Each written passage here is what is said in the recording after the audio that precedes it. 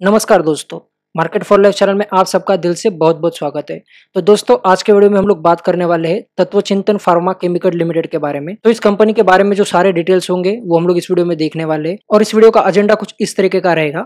सबसे पहले हम लोग कंपनी के बारे में जान लेते हैं, उसके बाद जो है कंपनी की हिस्ट्री देख लेते हैं, फिर manufacturing facilities, products, competitive strengths, research and development, promoters and their holding, growth and profit and loss statement, risk associated with the company और लास्ट का जो पॉइंट है उसमें IPO details and grey market premium देख लेते हैं। तो दोस्तों, इस वीडियो में हम लोग कंपनी के सारे डिटेल्स कवर करने वाले हैं, तो आप लोग वीडियो को अंत तक देख सकते हो और ये सारे जो डिटेल्स हो गए वो इन डिटेल में आपके सामने शेयर करने वाला हूँ। तो वीडियो को स्टार्ट करने से पहले मैं आप सबसे एक रिक्वेस्ट करना चाहता हूँ, अगर आप लोग मार्केट फॉर लाइफ चैनल पर फर्स्ट टाइम विजिट कर रहे हो तो चैनल को सब्सक्राइब कर सकते हो और अगर आप लोगों को अंत तक देखने के बाद ये वीडियो पसंद आता है तो आप लोग वीडियो को लाइक कर सकते हो। So without any delay let's get started.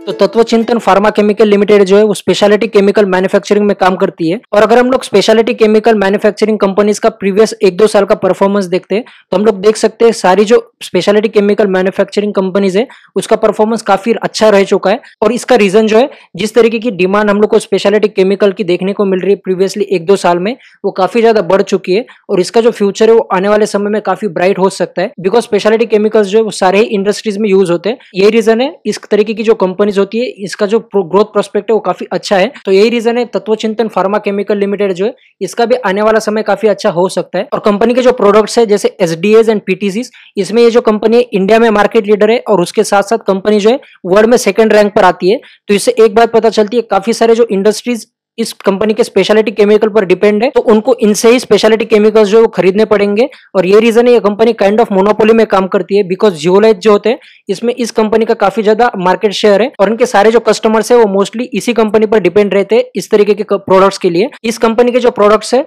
वो ना सिर्फ इंडिया में बल्कि दुनिया के 25 बड़ी कंट्रीज में एक्सपोर्ट होते हैं और उसमें USA, China, Germany, Japan, south Africa and UK जैसे बड़े बड़े कंट्रीज का भी नाम आता है। तो इसका मतलब है इस कंपनी के जो प्रोडक्ट्स है वो दुनिया के काफी बड़े कंट्रीज यूज करती है और आने वाले समय में भी यूज करेगी बिकॉज दोस्तों इस कंपनी के जो प्रोडक्ट्स होते हैं इसमें एंट्री बैरियर काफी हाई होता है बिकॉज जिस तरीके का रिसर्च एंड डेवलपमेंट इस तरीके के प्रोडक्ट्स बनाने में लगता है वो काफी सारे कंपनीज के पास नहीं होता है और जो कंपनी इसको बनाती है उनके पास भी उसके पेटेंट्स होते हैं तो काफी अदर कंपनीज जो होती है उनको आना भी होता है तो वो नहीं आ सकती इस तरीके के प्रोडक्ट्स बनाने में। तो यही रीजन होता है स्पेशलिटी केमिकल कंपनीज जो होती है मार्केट में भी काफी हाई वैल्यूएशंस पर ट्रेड करती है। उसका रीजन यही है इसमें जो है एंट्री बैरियर काफी हाई होता है। तो अभी हम लोग नेक्स्ट सेक्शन में कंपनी की हिस्ट्री देखते हैं, वहां पर हम लोगों को पता चलेगा कंपनी कैसे फॉर्म हुई थी और उसके बाद कंपनी ने कैसी ग्रोथ की है।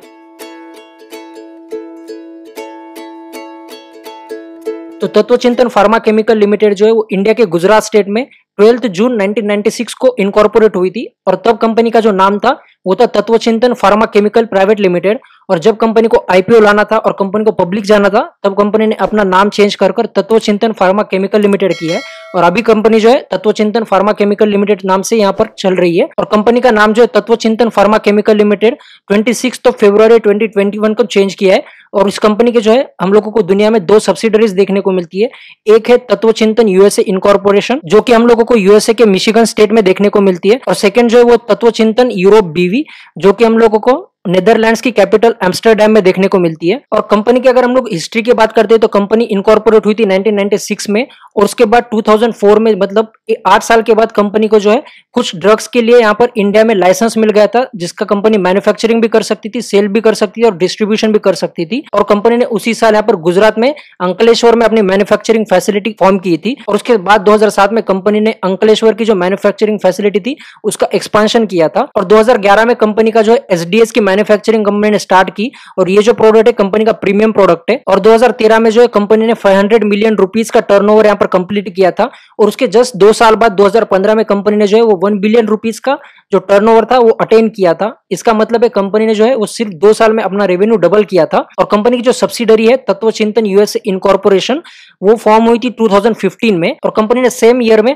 नीदरलैंड्स में अपनी वेयर हाउसिंग फैसिलिटी भी यहाँ पर फॉर्म की थी और उसके बाद 2017 में कंपनी ने दहेज में अपनी और एक मैन्युफैक्चरिंग मैन्युफैक्चरिंग फैसिलिटी स्टार्ट की और 2018 में अगर देखते हैं तो कंपनी ने वडोदरा में अपना रिसर्च एंड डेवलपमेंट फैसिलिटी और एक सेटअप की। और 1996 में जब कंपनी फॉर्म हुई थी तब कंपनी के पास सिर्फ एक प्रोडक्ट था और उसके बाद कंपनी ने जैसे रिसर्च एंड डेवलपमेंट किया तो कंपनी के पास करंटली 138 प्रोडक्ट्स है जो कि काफी सारे इंडस्ट्रीज में डिफरेंट तरीके से यूज होते हैं। और 2020 में जो है कंपनी ने काफी सारे माइलस्टोन्स अचीव किए और इसी साल कंपनी का जो रेवेन्यू है यहाँ पर 2 बिलियन रुपीज का हो चुका है। और उसके साथ साथ कंपनी की जो मैन्युफैक्चरिंग फैसिलिटीज थी उसमें कंपनी ने एक्सपांशन किया है और कंपनी की जो टोटल मैन्युफैक्चरिंग कैपेसिटी थी 160 किलोलीटर की और उस समय कंपनी के पास सिर्फ 10 असेंबली लाइंस थी जो कि कंपनी ने बढ़ाकर 280 किलोलीटर एंड 13 असेंबली लाइंस यहाँ पर किए हैं 2020 में। तो इसका मतलब है कंपनी की जो टोटल अभी करंटली कैपेसिटी है तो वो 280 किलोलीटर है। तो आने वाले सेक्शन में हम लोग कंपनी के मैन्युफैक्चरिंग फैसिलिटीज को इन डिटेल देख लेते हैं। तत्वचिंतन फार्मा केमिकल लिमिटेड के अगर मैन्युफैक्चरिंग फैसिलिटीज देखे जाए तो इंडिया में 2 मैन्युफैक्चरिंग फैसिलिटीज है। उसमें से एक है अंकलेश्वर गुजरात में और सेकंड जो है वो भी दहेज गुजरात में ही है।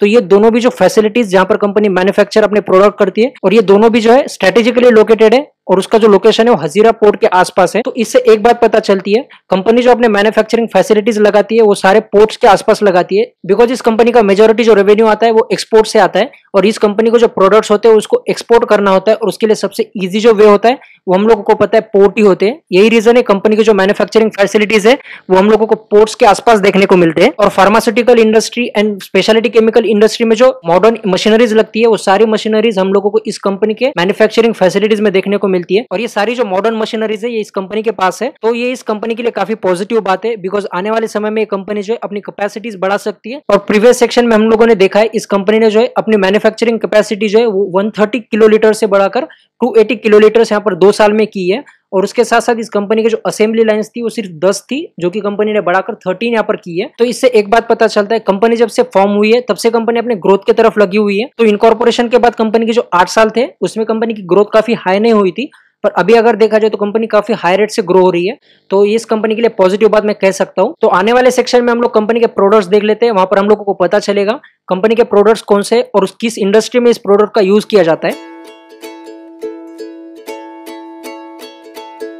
तो तत्वचिंतन फार्मा केमिकल लिमिटेड के जो प्रोडक्ट्स होते हैं जो कि हम लोग कह सकते हैं बेसिकली केमिकल्स होते हैं बिकॉज ये जो कंपनी है स्पेशलिटी केमिकल सेक्टर में काम करती है। तो इस कंपनी के जो प्रोडक्ट्स होते हैं वो काफी डाइवर्स इंडस्ट्रीज में यूज होते हैं। तो ये कंपनी जो है वो सिर्फ एक इंडस्ट्री पर यहाँ पर डिपेंड नहीं है। तो हम लोग देखते हैं किस इंडस्ट्रीज में इस कंपनी के प्रोडक्ट्स यूज होते हैं। तो जिन सेक्टर में कंपनी के प्रोडक्ट्स यूज होते हैं उसमें से है agrochemicals and fertilisers, pharmaceutical chemicals जिसको हम लोग एपीआईज भी कह सकते हैं, construction chemicals, home care ingredients, personal care ingredients, paints and coatings मतलब जैसे पेंट एंड कोटिंग जो इंडस्ट्री होती है उसमें जो एडिटिव्स बनते हैं उसमें इस कंपनी के स्पेशलिटी केमिकल्स यूज होते हैं।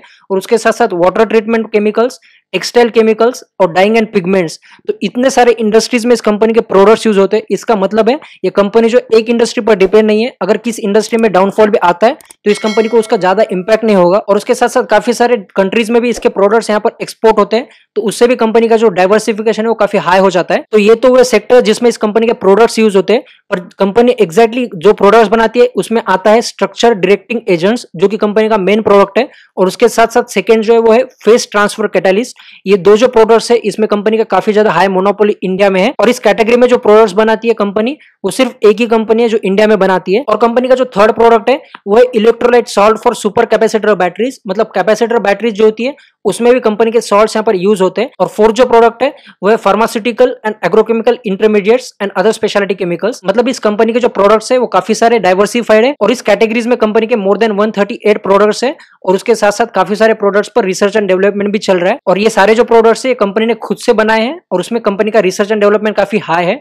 तो इसका एडवांटेज कंपनी को आने वाले समय में भी काफी ज्यादा हो सकता है। तत्वचिंतन फार्मा केमिकल लिमिटेड के अगर कॉम्पिटिटिव स्ट्रेंथ्स की बात करते हैं तो structure directing agents and phase transfer catalyst जो है उसमें कंपनी मैन्युफैक्चरिंग में लीडर है। तो इसका मतलब है इसमें कंपनी को काफी कम कंपटीशन है तो इसका कंपनी को ऑटोमेटिकली एडवांटेज मिलता है। और उसके साथ साथ सेकंड जो कॉम्पिटिटिव एडवांटेज है इस कंपनी के जो प्रोडक्ट्स है वो काफी सारे इंडस्ट्रीज में दुनिया के काफी सारे देशों में यूज होते हैं और ये प्रोडक्ट बनाने में काफी ज्यादा हाई एंट्री बैरियर्स भी है, तो इस बात की कंपनी को ऑटोमेटिकली कॉम्पिटिटिव स्ट्रेंथ मिल जाती है। और थर्ड जो पॉइंट है, कंपनी के जो प्रोडक्ट होते हैं वो बनाने में काफी ज्यादा नॉलेज लगता है और स्ट्रॉन्ग टेक्निकल स्किल्स लगते हैं, जो कि कंपनी ऑलरेडी एक्वायर कर चुकी है, उसका कंपनी को ऑटोमेटिकली यहाँ पर फायदा मिल रहा है। और इस तरीके के प्रोडक्ट्स बनाने में जो मॉडर्न मैन्युफैक्चरिंग फैसिलिटी लगती है वो कंपनी के पास ऑलरेडी क्रिएटेड है, तो इसका भी कंपनी को फायदा मिलता है। और ये सारी चीजें होने के बावजूद कंपनी को और एक जो सबसे इंपॉर्टेंट चीज लगती है वो होता है experience promoter and strong management, जो कि इस कंपनी को ऑलरेडी मिल चुके हैं। बिकॉज इस कंपनी के जो प्रमोटर है और जो मैनेजमेंट है उसका एक्सपीरियंस काफी ज्यादा स्पेशलिटी केमिकल सेक्टर में, और इसके जो प्रमोटर्स है उनका 24 साल से भी ज्यादा मैन्युफैक्चरिंग स्पेशलिटी केमिकल में एक्सपीरियंस है। तो ये भी कंपनी के लिए काफी अच्छा एडवांटेज आने वाले समय में हो सकता है, और अभी भी कंपनी उसका एडवांटेज ले रही है। Speciality chemical sector and pharma sector में जो सबसे इंपॉर्टेंट चीज होती है वो होता है रिसर्च एंड डेवलपमेंट। ये कंपनी 4 चीजों पर रिसर्च एंड डेवलपमेंट में काम कर रही है। तो सबसे पहला जो है वो कंपनी न्यू प्रोडक्ट्स बनाने में काम कर रही है, और सेकंड चीज जो है वो कंपनी ने जो प्रोडक्ट्स बनाए हैं उसमें भी कंपनी कंसिस्टेंटली इंप्रूवमेंट कर रही है। और जो थर्ड थिंग है जिस पर कंपनी काम कर रही है वो है adoption of advance production technologies. तो इसका मतलब है कंपनी के पास जो प्रोडक्शन टेक्नोलॉजी है उसको कंपनी कंसिस्टेंटली न्यू टेक्नोलॉजी से अडॉप्ट कर रही है। इसका मतलब है आने वाले समय में जो डिमांड बढ़ेगी उसके साथ साथ कंपनी यहाँ पर कोप अप कर सकती है। और जो फोर्थ इंपॉर्टेंट चीज है जिस पर company research and development consistently कर रही है वो जो कंपनी के प्रोडक्ट प्रोसेस है उसको कंपनी कंसिस्टेंटली इंप्रूव कर रही है, ताकि आने वाले समय में जो होगा वो प्रोसेस काफी इजी हो जाएगा। तो ये जो सारी चीजें इस पर company consistently research and development कर रही है, और यही चीजें जो होती है speciality chemical and pharma sector के लिए काफी इंपॉर्टेंट होती है, जिस पर कंपनी काफी अच्छा काम कर रही है। तो इस चीज के लिए कंपनी को यहाँ पर ग्रीन फ्लैग मिल सकता है। तो आने वाले सेक्शन में हम लोग कंपनी के की प्रमोटर्स एंड उनकी होल्डिंग की भी यहाँ पर बात करते हैं। तो प्रमोटर जो होते हैं वो कंपनी के सबसे इंपॉर्टेंट पर्सन होते हैं, बिकॉज उन्होंने ही बिजनेस स्टार्ट किया होता है और उनको ही पता होता है बिजनेस किस तरीके से उन्होंने ग्रो किया है। तो इस कंपनी के जो की प्रमोटर है तो उसमें सबसे पहला नाम आता है शेखर रसिकलाल सोमानी, और उनके पास जो है वो इस कंपनी के 31.39% इक्विटी शेयर्स है। इसका मतलब है ये जो प्रमोटर है वो कंपनी के सबसे इंपॉर्टेंट प्रमोटर हम लोग कह सकते हैं। और कंपनी के जो सेकंड की प्रमोटर है वो है चिंतन शाह, और उनके पास यहाँ पर कंपनी में 28.12% की होल्डिंग है। और थर्ड जो की प्रमोटर है वो है अजय कुमार पटेल, और उनके पास इस कंपनी के 21.02% इक्विटी शेयर्स है। तो इसका मतलब है ये जो सारे प्रमोटर्स है ये इस कंपनी के लिए की प्रमोटर है, बिकॉज इसके बाद जो प्रमोटर्स आते हैं उनके पास जो होल्डिंग है वो थोड़ी कम हो जाती है, और ये जो 3 प्रमोटर है इनके पास मिलाकर सबसे ज्यादा होल्डिंग है। और इस कंपनी के ये जो सारे प्रमोटर है इनको जो एक्सपीरियंस इस इंडस्ट्री में काम करने का है वो 24 साल से भी ज्यादा है। तो इसका मतलब है ये जो प्रमोटर्स है इनको इस इंडस्ट्री का काफी ज्यादा हाई एक्सपीरियंस है। तो अगर आने वाले समय में इस इंडस्ट्री में कोई डाउनफॉल भी आता है तो ये जो प्रमोटर्स है वो इस बिजनेस को काफी अच्छा ग्रो कर सकते हैं। तो नेक्स्ट सेक्शन में हम लोग बात करने वाले किस तरीके से कंपनी की प्रीवियसली 3 साल में ग्रोथ हुई है और कैसे रहे थे कंपनी के प्रॉफिट एंड लॉस स्टेटमेंट। तो किसी भी कंपनी के ग्रोथ की बात करने से पहले हम लोगों को उस इंडस्ट्री की ग्रोथ देखनी होती है, बिकॉज अगर इंडस्ट्री की ग्रोथ अच्छी होगी तभी इस कंपनी की ग्रोथ हो सकती है। तो अगर हम लोग स्पेशलिटी केमिकल का मार्केट वैल्यू देखते हैं तो हम लोगों को 4738 बिलियन $US का देखने को मिलता है, और इस इंडस्ट्री का जो एक्सपेक्टेड ग्रोथ रेट है वो यहाँ पर 6.2% CAGR का है, वो जो कि आने वाले 2024 तक रहेगा। और इस इंडस्ट्री का जो मार्केट वैल्यू होगा वो बढ़कर 6400 बिलियन $US का 2024 तक हो सकता है। और केमिकल सेक्टर में इंडिया का जो कॉन्ट्रीब्यूशन है वो सिर्फ 4% का है, जो कि 166 बिलियन $US का है। तो हम लोग कह सकते हैं इस इंडस्ट्री का जो मार्केट वैल्यू है वो काफी ज्यादा है, और उसमें से इंडिया का जो कॉन्ट्रीब्यूशन है वो सिर्फ 4% का है, और जिसका 280 to 300 बिलियन $US तक जाने का आने वाले 5 साल का अनुमान है।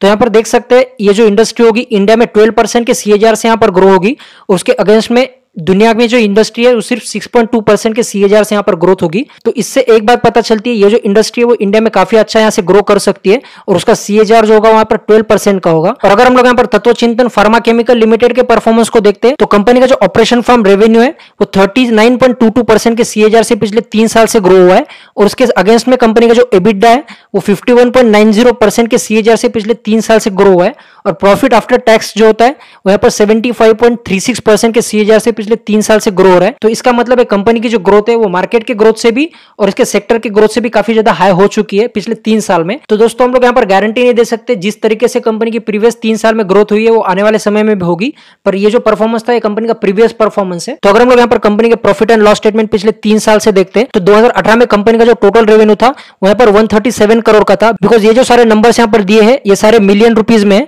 तो इसको अगर हम लोग करोड़ में कन्वर्ट करते हैं तो वो निकल कर आ रहा है 137 करोड़ रुपीज, जो कि 2020 में बढ़कर 264 करोड़ रुपए यहाँ पर हो चुके हैं। तो इस ग्रोथ रेट को अगर हम लोग देखते हैं तो ये काफी हाई रेट से कंपनी ग्रो हुई है। और उसके साथ साथ अगर हम लोग प्रॉफिट बिफोर टैक्स देखते हैं तो वो यहाँ पर सिर्फ 19 करोड़ का था, जो कि बढ़कर 47 करोड़ 2020 में हो चुका है। और इसके साथ अगर प्रॉफिट आफ्टर टैक्स देखा जाए तो 2018 में कंपनी के जो प्रॉफिट आफ्टर टैक्स थे वो सिर्फ 12 करोड़ था, जो कि बढ़कर 37 करोड़ 2020 में हुआ है।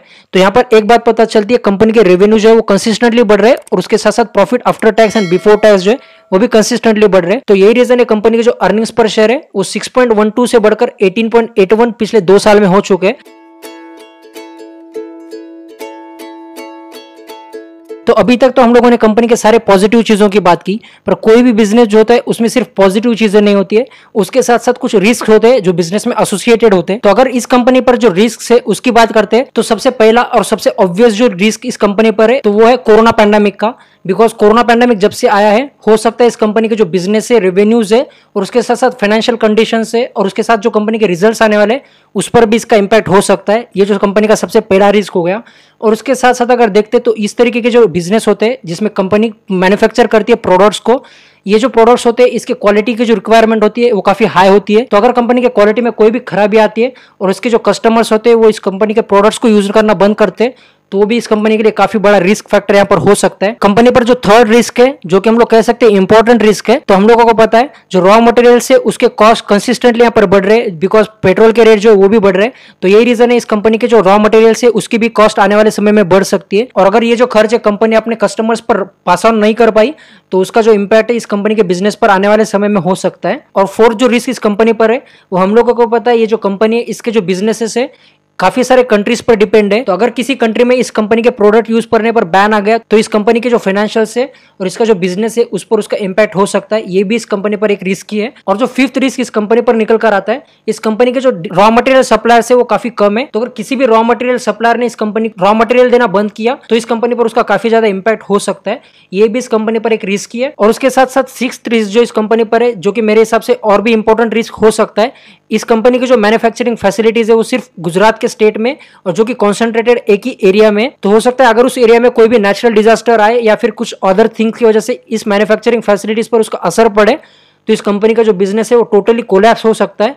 बिकॉज जो कॉन्सेंट्रेशन इस कंपनी के मैन्युफैक्चरिंग फैसिलिटीज का वो सिर्फ एक ही एरिया में सीमित है। तो अगर उस फैसिलिटीज को कुछ होता है तो इस कंपनी का बिजनेस जो है वो काफी ज्यादा हैम्पर हो सकता है। तो ये जो सारे रिस्क थे कंपनी के साथ एसोसिएटेड है। पर अगर हम लोग देखते तो इस कंपनी के जो प्रोडक्ट्स है वो काफी ज्यादा कस्टमर्स यूज करते हैं।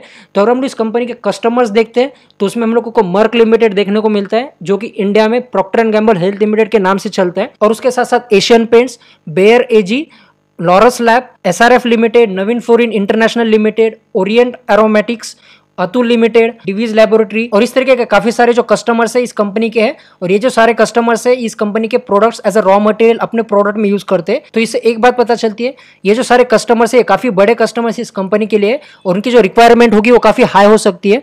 तो यही रीजन है इस कंपनी को आने वाले समय में इसका काफी ज्यादा फायदा होने वाला है। बिकॉज ये जो बड़े बड़े कस्टमर्स है कंसिस्टेंटली अपना बिजनेस बढ़ाने में लगे होते हैं और अगर इन कस्टमर्स का बिजनेस बढ़ता है तो उसका जो इनडायरेक्ट फायदा है वो तत्वचिंतन फार्मा केमिकल लिमिटेड को होने वाला है। तो रिस्क के साथ साथ इस कंपनी में जो काफी सारे होप्स भी आने वाले समय में है।